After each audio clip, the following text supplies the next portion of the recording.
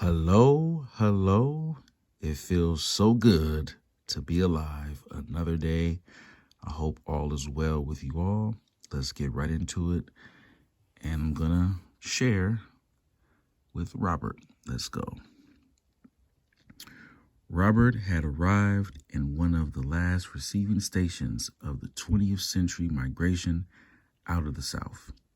For most of the state's history, the distance between California and the old Confederacy had discouraged all but the most determined of black pioneers. The people were of so little means that they could scarcely take a chance on some place so far away in the decades before the Great Migration.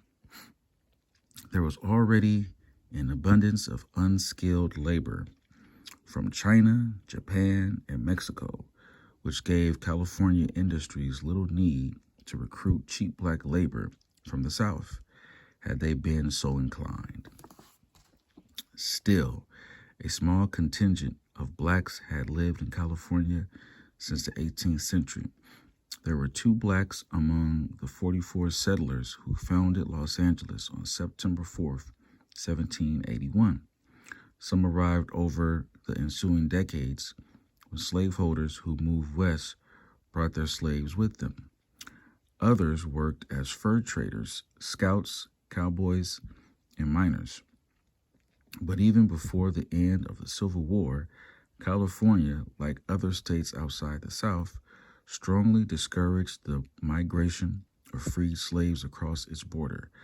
The state constitutional convention seriously considered prohibiting colored people from living in California. The measure did not pass, but was a reflection of the fear and intolerance directed toward them. By 1900, there were only 2,131 black people in the city of Los Angeles out of a total population of 102,479, and only 11,045 in the entire state of California. The numbers rose slowly but steadily over the years, but did not take off during the labor shortage of World War I, as in the North. California had not been as dependent on European labor as had other parts of the country, and Los Angeles, the state's largest city, did not then have an industrial base as did the cities of the North. But even in the low-status labor and domestic positions that were the caste-ordered preserve of colored people in the South, colored migrants to California faced stiff competition from the many immigrants already there. The Mexicans and Filipinos working the loading docks, the Europeans in personal service to the glamorous and the wealthy. Even the seeming inapproachable shoe-shining field was competed for by the Greeks, observed a report by the Works Progress Administration during the 1930s on the challenges facing black workers in Los Angeles. Trained English servants succeeded them as valets and butlers. The polyglot nature of Los Angeles made it harder for colored migrants to figure out this new terrain where competition was coming from every direction and each minority was pitted against the others. In certain plants, Mexicans and whites worked together, the Works Progress Administration reported. In some others, white workers accepted Negroes and objected to Mexicans. In others, white workers accepted Mexicans and objected to Japanese. White women worked with Mexican and Italian women, but refused to work with Negroes. In the general hospital, Negro nurses attended white patients, but were segregated from white nurses in dining halls. In a manufacturing plant, white workers refused to work with Negroes, but worked under under a Negro foreman. Into this world arrived the migrants from the South, looking for a place for themselves far from home, not knowing what to expect in a city with a whimsical caste system and no rules that anyone could see. We're going to stop there for today. I want to focus on these points I highlighted. First one is the word competition. Competition. So many of us feel like, why does this group not like us, or why this group always have something to say? It's all about competition, man. Like these different groups, I think they really don't care about no other group. They just see other groups as competition. And, when you see a group or a person as a competitor, you're willing to do whatever you got to do to survive and to feed your family. And I feel like, and I think, excuse me, that that's all it's about, is just, feeding your family, surviving, and becoming the best version of yourself. And it's all about competition. There's no friends in this game of life. It's competition. And with this second point, it says, but even before the end of the Civil War, California, like other states outside the South, strongly discouraged the migration of freed slaves across its border. They even thought to prohibit colored people from living in California.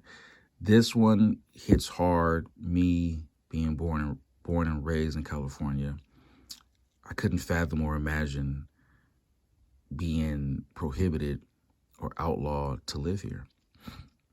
But this was a reality at one time in the past, and it's unfortunate. It's a tough truth, a tough fact to face, but it was a thing. And I just couldn't imagine being prohibited to have autonomy to come and go where I want, especially as a freed slave. That's very disheartening, but again, a sad reality. So I just wanted to share these 2 points about trying to prohibit the autonomy of a free slave from coming and living in California, and competition from different groups, and just seeing it as, it's not always hate. It's just they just see it as competition. So that's that for today. And I'm going to go ahead and share what I am watching. I'm watching Jordan Peele's Nope. And of all 3 of his films, Get Out, Us, and Nope, I think I prefer Nope. I don't know. It's not a perfect film, but it's something enjoyable about it. Like Get Out was good, but Get Out was more of an experience that, was amazing with the crowd inside of a theater. But when I watch it at home, it doesn't have that same effect for me, but it's still good. And Us, I would say of the 3, Us is the weakest one. And I saw that twice, and I just could not get on board with that. But this one was pretty cool.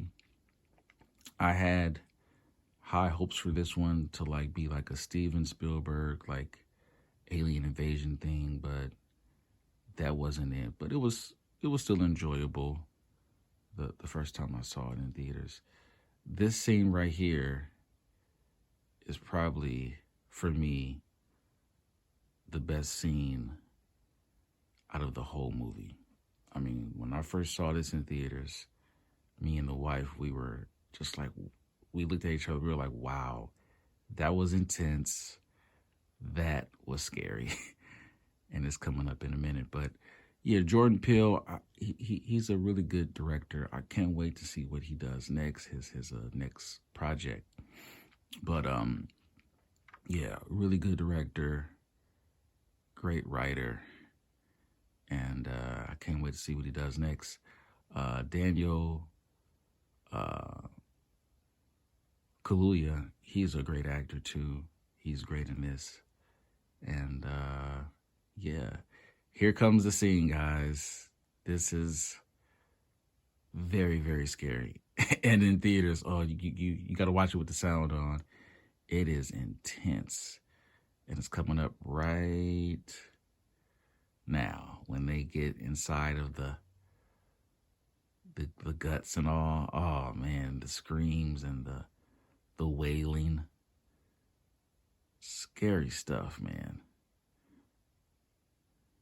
Here we go. Oh man, me and the wife, we were like, what's going on here? What is going on? Oh man, this stuff. It's really, really good stuff here.